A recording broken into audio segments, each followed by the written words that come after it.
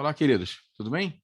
Queria convidar você a separar um tempinho hoje no seu dia para meditar na palavra do Senhor. Nosso texto é Êxodo, capítulo 28, todo o capítulo, do versículo 1 até o versículo 43.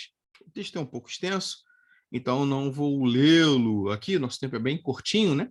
Mas gostaria de sugerir que você fizesse a leitura do texto aí na sua casa. Êxodo 28, então, apresenta para nós e traz para nós é, as vestes sacerdotais, como deveriam ser feitas. Depois de Deus ter falado com Moisés como deveria ser o tabernáculo, os móveis e os utensílios do tabernáculo, agora Deus se volta para olhar como, e dizer, né, como deveriam ser as vestes, as vestimentas sacerdotais.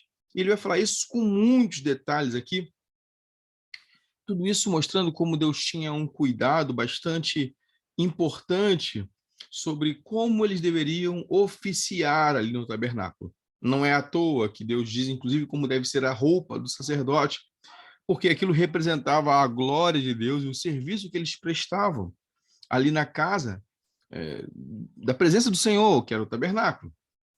Okay? Tem muitas coisas interessantes aqui, mas eu quero chamar a sua atenção para o versículo 36. Diz assim: também farás uma lâmina de ouro puro, nela gravarás como gravura de um selo, santo ao Senhor. Esse aqui resume, eu acho que tudo que se apresenta aqui, de todos os elementos que são colocados aqui na vestimenta do sacerdote. O resumo está aqui.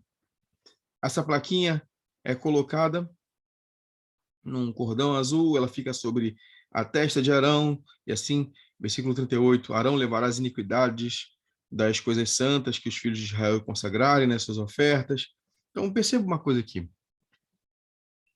Versículo 36, santo ao Senhor, separado ao Senhor, purificado ao Senhor, distinto de todo o resto.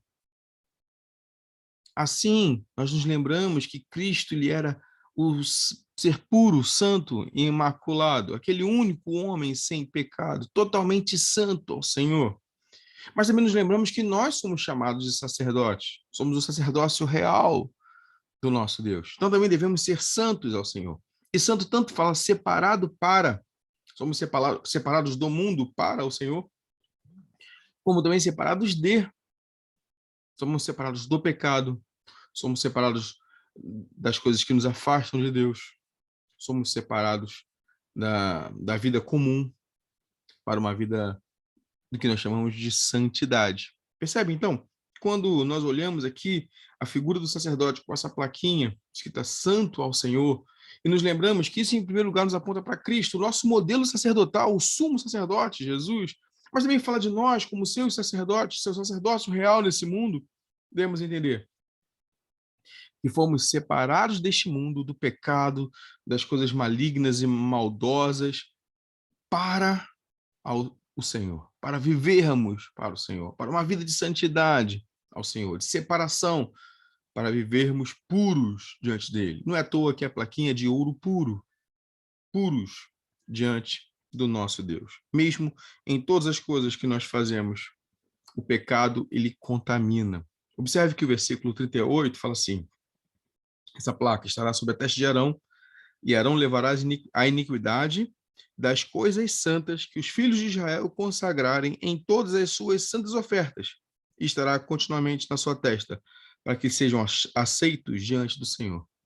Mesmo nas coisas santas que fazemos, quando servimos na igreja, quando pregamos o evangelho, quando pregamos aqui a palavra do Senhor, como eu estou fazendo aqui agora, pode ser que essas atitudes, por mais que sejam boas, estejam contaminadas com o pecado. Talvez a gente nem perceba. Pode ser o orgulho, pode ser a vaidade, pode ser a presunção, pode ser a displicência. Estamos sempre contaminados com o pecado. Precisamos nos voltar ao Senhor e pedir que o nosso sumo sacerdote, Jesus Cristo, leve a iniquidade das coisas santas que fazemos. Mesmo as coisas que fazemos para o Senhor. Que o nosso sumo sacerdote, Jesus, como diz o versículo 38, leve a iniquidade destas coisas. Isso quer dizer que eu não preciso me santificar? Não. Isso quer dizer que eu não preciso buscar viver separado do pecado? Não. O apóstolo Paulo responde sobre isso. Ele fala assim, na sua epístola aos Romanos, onde abundou o pecado, superabundou a graça de Deus.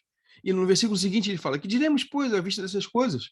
Permaneceremos nós no pecado para que a graça seja mais ainda abundante? Ele responde: não, não podemos viver para o pecado, nós, os que para ele já morremos. Cristo já nos salvou, nos livrou do pecado. Morremos para o pecado, estamos vivos em Cristo, somos seus sacerdotes, que possamos viver neste mundo, mostrando que ele é santo e que nós fomos santificados para a glória dele. Em nome de Cristo Jesus, o nosso sumo sacerdote, que leva as nossas iniquidades. Amém.